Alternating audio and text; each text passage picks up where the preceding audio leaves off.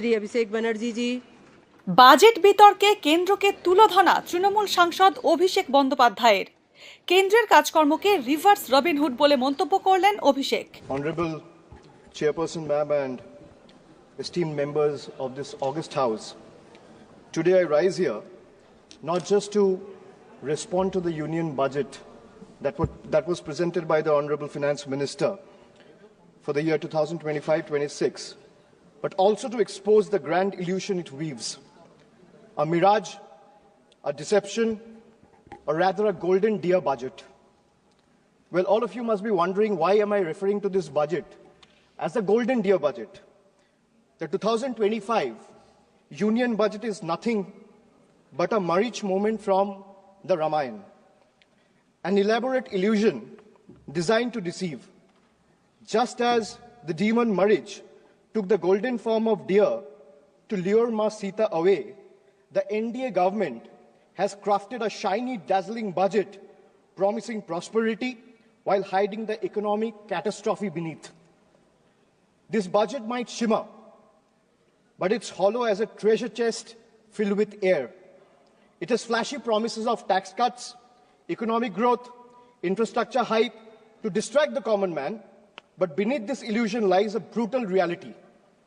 Hidden indirect taxes, soaring inflation, slashed public spendings, and last but not the least, corporate giveaways. Just as Ma Sita was misled, the common people are being pulled away from financial stability straight into a fiscal wrecking ball.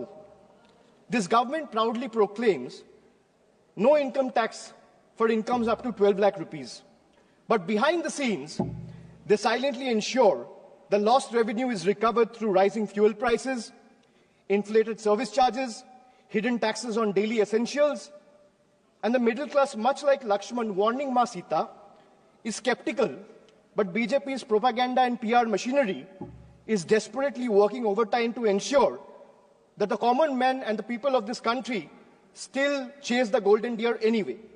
What is given by one hand is being swiftly taken by the other. Just as in Ramayana, by the time people realize and recognize the deception, the economy has already been handed over to the Ravanas of crony capitalism. While the common man is left struggling to afford groceries, fuel, travel, healthcare, and even a simple movie night, all while being taxed for merely just existing.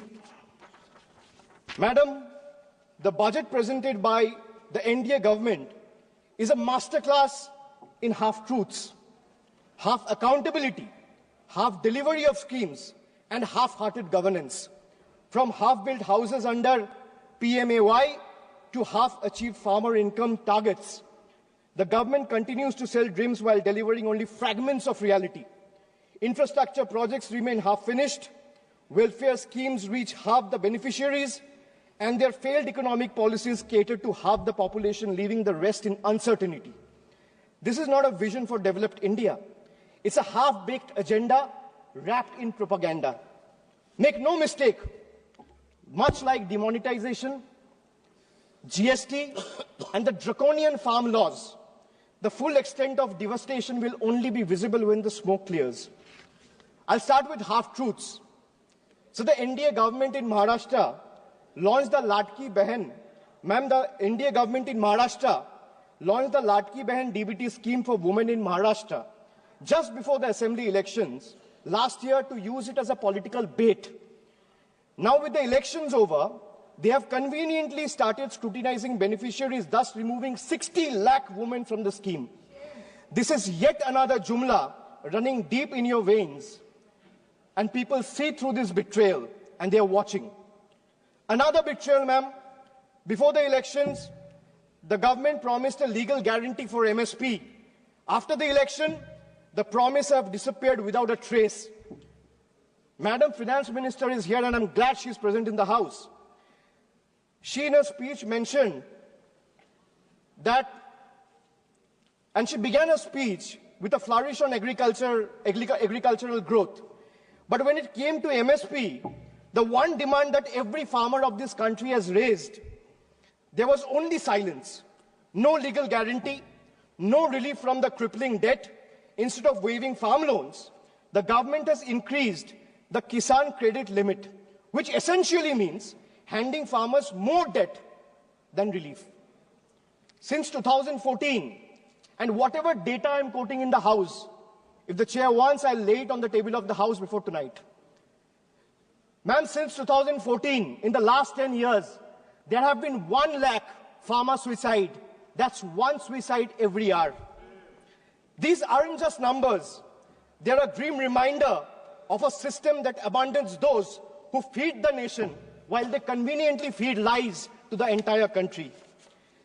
They boasted of digital India, but conveniently ignore the dire state of our schools.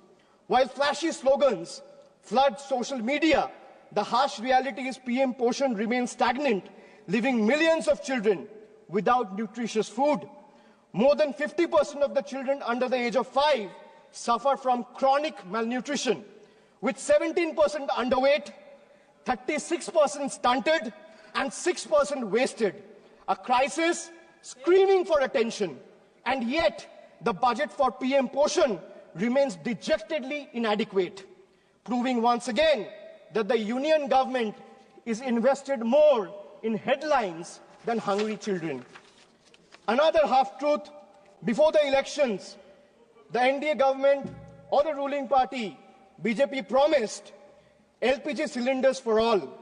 But in reality, 1.2 crore households, I repeat the figure, 1.2 crore households could not afford even a single refill in 2022-23 because of their exorbitant price hikes. This is not upliftment. This is abandonment. When people have to choose between a meal and a refill, their promise is nothing but a cruel joke. In 2019, the cabinet approved 8,574 crore for the census. Yet in 2025, today, even after 5 years, only 570 crore has been allocated in this year's budget. 5 years late and still counting. And this is not happening this year either. But why does this matter? Why am I talking about census? Because without a census, every policy, every income tax slab revision, and every economic projection is simply and just a blind projection and a blind gamble. The Nari Shakti Vandan Adhiniyam, Women Reservation Act, which was passed by calling a special session 18 months back in 2023, can't be implemented as its rollout depends on the completion of the next census and subsequent delimitation. Both are yet to be scheduled. The government seems to prefer running the country on guesstimates and propaganda rather than real data, because facts expose their failures and they would rather keep the nation in the dark. As we look at the economic policies of the NDA government, one cannot help but see a pattern. And what is the pattern? Ma'am, the pattern is of or if I am to say, it resembles the tale of a reverse Robin Hood. What is a reverse Robin Hood? We know the story of Robin Hood, taking from the rich and giving to the poor. BJP has mastered the art of taking from the poor and giving it to the wealthy elite. So reverse Robin Hood. For instance, I'll give you an example. For instance, the waiving of corporate loans worth thousands of crores using taxpayers' money, while poor farmers struggling with small debts are left to suffer. The government claims to have no money to increase subsidies on essential commodities, yet it slashes corporate tax rates, giving billionaires an even bigger slice of the pie. This is not economic justice. This is economic favoritism at its worst. Then I talk about, or rather I'll come to half federalism. You know, all the members sitting in this house have never heard of this phrase. This is a phrase that I've coined. Half federalism. Why I say half federalism? I'll give you another example just to understand it better. Madam, in Bihar, BJP's ally, Janata Dal United or JDU, have 12 seats. That means BJP has 12 MPs in Bihar. And in Bengal, BJP has 12 MPs. BJP is in power in Bihar and BJP is not in power in Bengal. So Bihar gets bonanza, Bengal gets blockade. This is half federalism. Madam, not a single meaningful financial allocation has been made for the state of Bengal. This is a Bangla Birodhi budget. 1.7 lakh crore is still due to the state of West Bengal under various heads. This is a deliberate financial blockade, a calculated move to stifle Bengal's growth, prosperity and development. West Bengal's spending due on Manrega to the tune of 7,000 crore still remains unpaid, depriving 59 lakh poor workers. The state has launched Karmashri scheme for providing employment opportunities to job card holders, paying 51 lakh workers from its own funds. The central government has not cleared 8,140 crores in housing dues for rural Bengal under Pradhan Mantri Awas Yojana, depriving 12 lakh beneficiaries. The state government launched the Banglar Bari project last year in the month of December, providing housing to 12 lakh beneficiaries entirely from the state's own funds. Why am I giving you these facts? Because all of you, especially the members sitting in the treasury benches, must know, even though you have deprived West Bengal, the state continues to stand tall as a true testament, an example of Atma Nirbharata, where the mind is without fear, where the head is held high.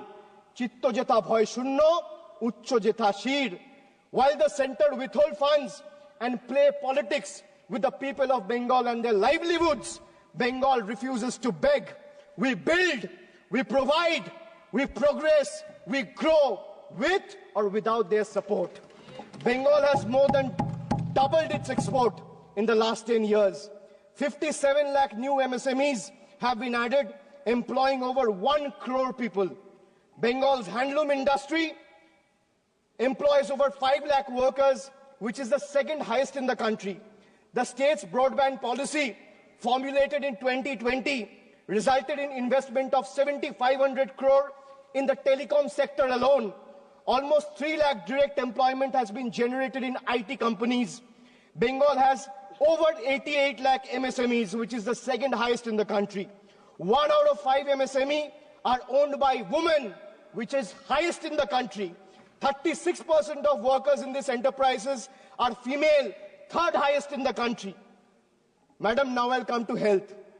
India remains one of the lowest healthcare spenders globally, investing a mere 3% of its GDP, far behind China's 5% and United States of America's 16%. For a country of 140 crore people, this level of investment is not just inadequate, it's an outright betrayal of public health. The government has opened floodgates for 100% FDI in insurance, happily inviting foreign profits, but refuses to remove the crushing 18% GST on health insurance.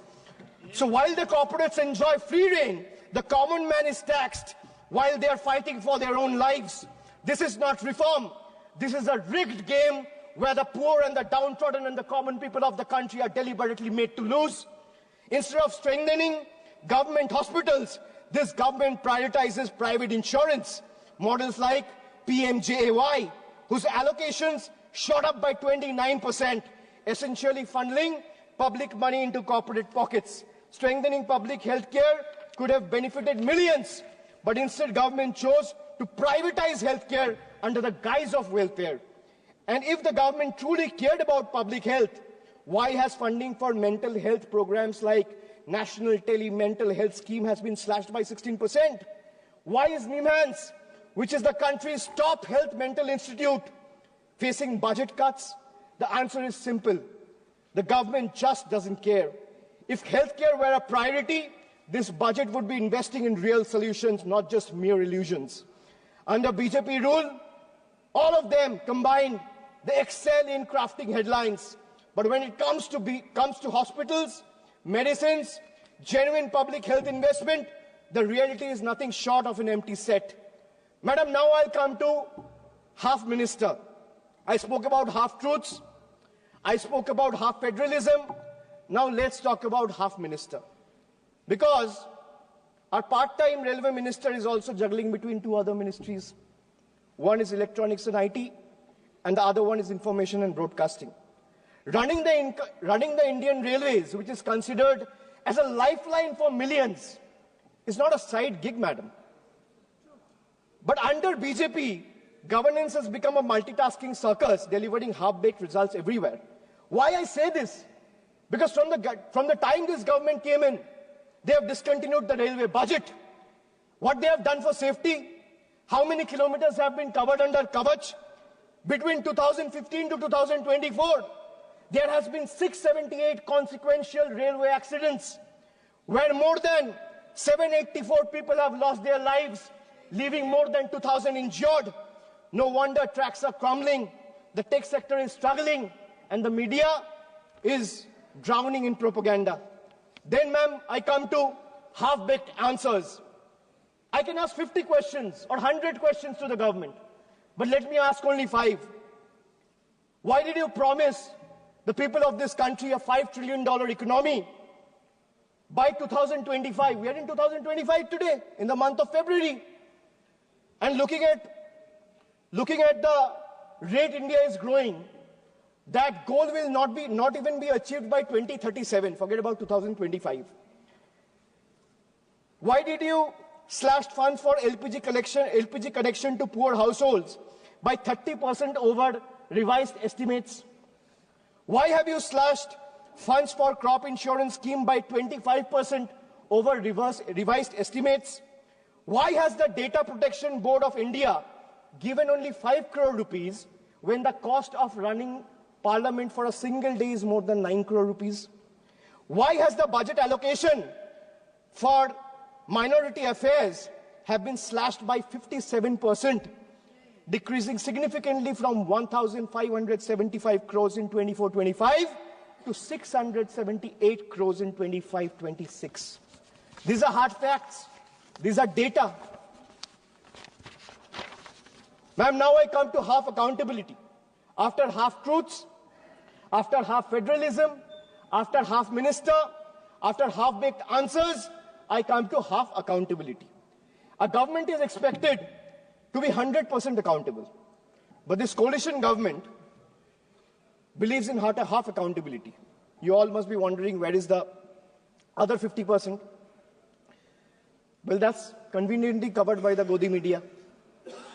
Because if you ask the media, according to them, this government is working 200%, is functioning at 200% efficiency.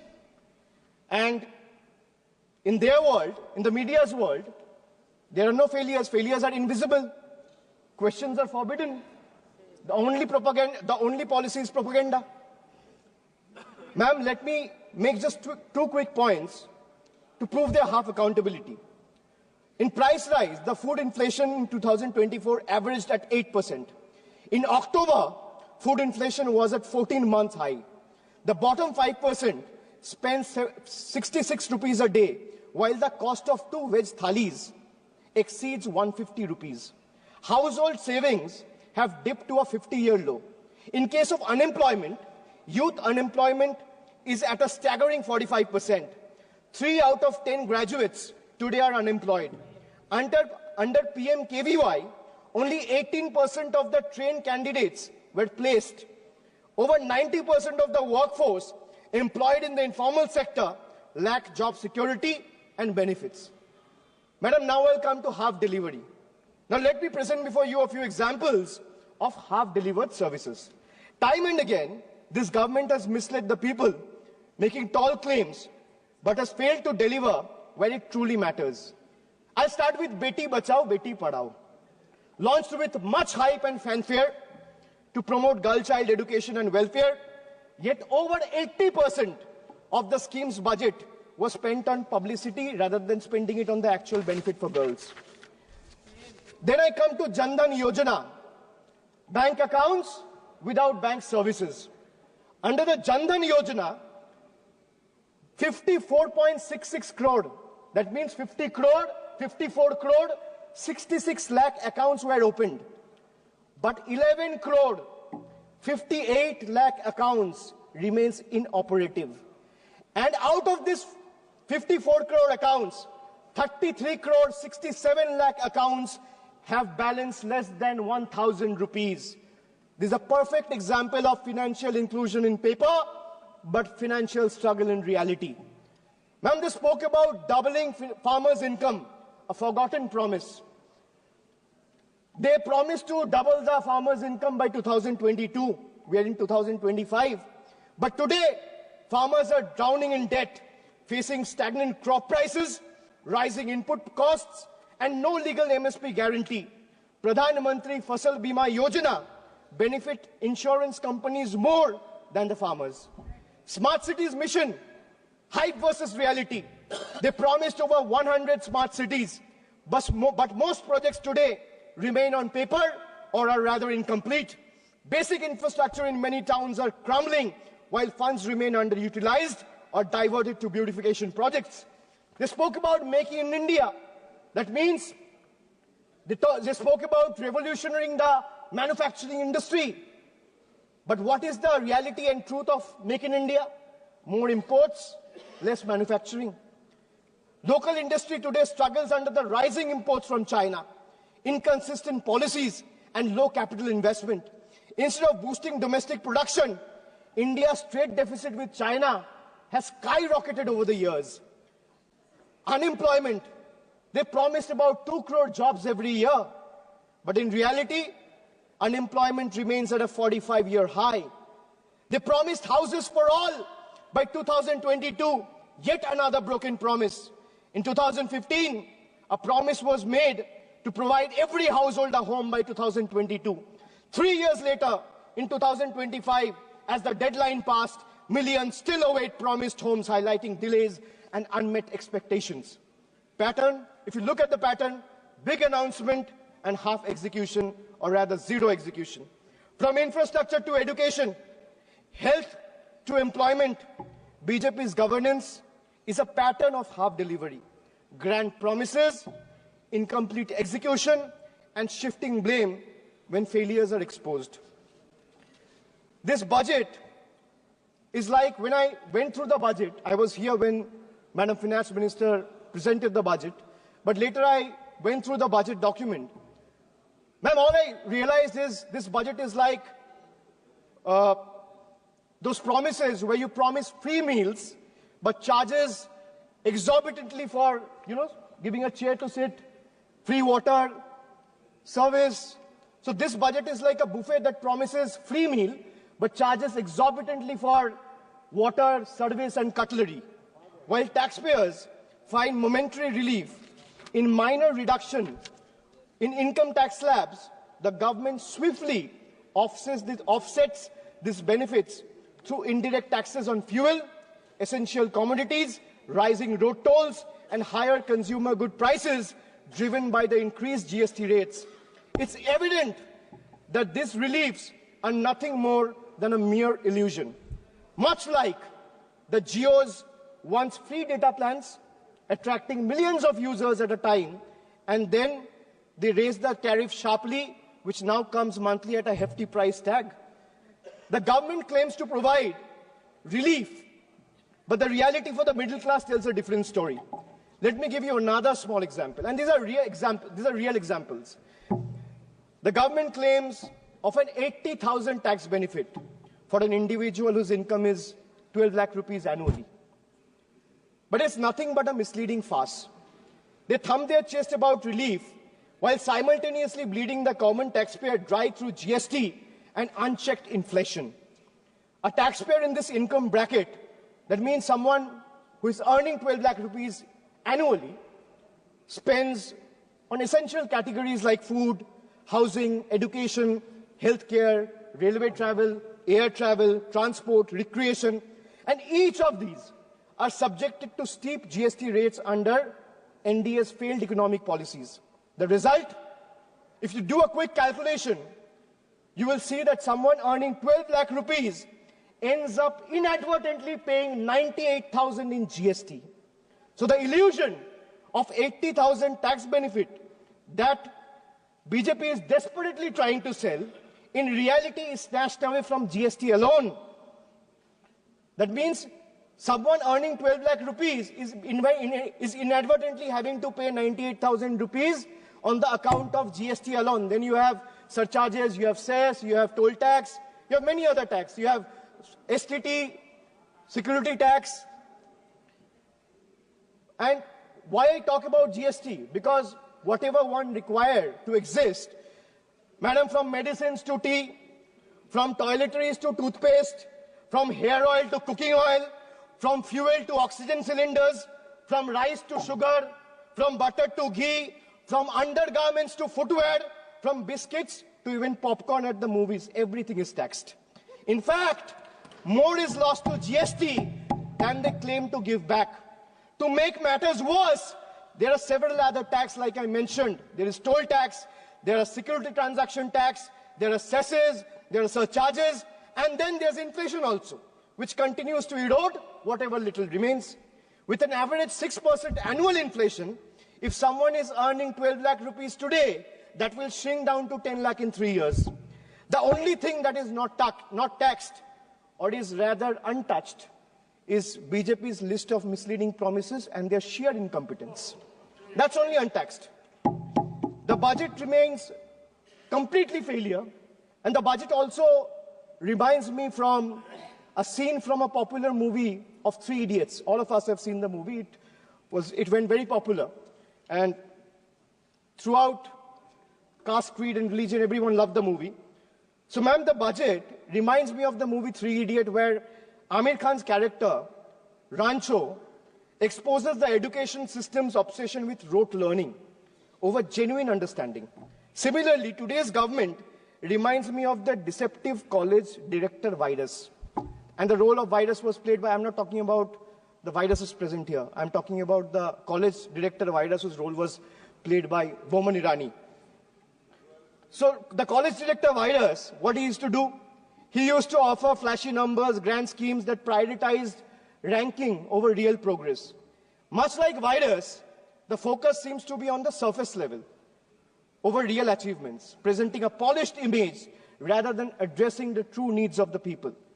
Or if we take a page from the history, the British during the colonial rule, they promised reforms while continuing to exploit India's resources. BJP's budget follows the same playbook, advertising tax relief while ensuring the burden is transferred through hidden economic policies that favor big corporations and the elite, leaving small businesses and working class struggling. Madam, the budget presented over the last 1 decade perfectly sums up India and the BJP's version of Achhe Din, reflecting not just their grand narrative, but also the harsh reality of common people's struggle under the NDA's rule and regime. If I'm a citizen of India, I have to pay tax on the money I earn. If I'm a citizen of India, I have to pay tax on the money I spend. I'm a citizen of India, I have to pay tax on the things I buy, I have to pay tax on the things I sell. And moreover, pay tax on things that are already taxed, bought with money that is already taxed. Correct. Just imagine, you earn, you pay tax. You spend, you pay tax. You buy, you pay tax. You sell, you pay tax. And then you pay tax on things those are already taxed from the money that is already taxed. This sums up the budget completely. The people of India have woken up, and they will no longer be misled by these empty promises and false claims. The government must pay attention to the aspirations of 140 crore citizens. If they don't, they should brace themselves. What started as a teaser in June 2024 will soon become a full-blown blockbuster. After all, the saying goes, never underestimate the power of the common man. And they are all, every Indian who's watching this, who has seen the budget, who has voted in 24 and is going to vote again, exercise their franchise, they are far better scriptwriters than the BJP members of this house. India now sees the truth clearly. BJP stands for Bhashan, Jumla and propaganda, where speeches replaces real action And NDA stands for, well, no prize for guessing, not delivering anything. Thank you, madam. Jai Hind. Download করুন এই সময় app iOS ও অ্যান্ড্রয়েডের জন্য।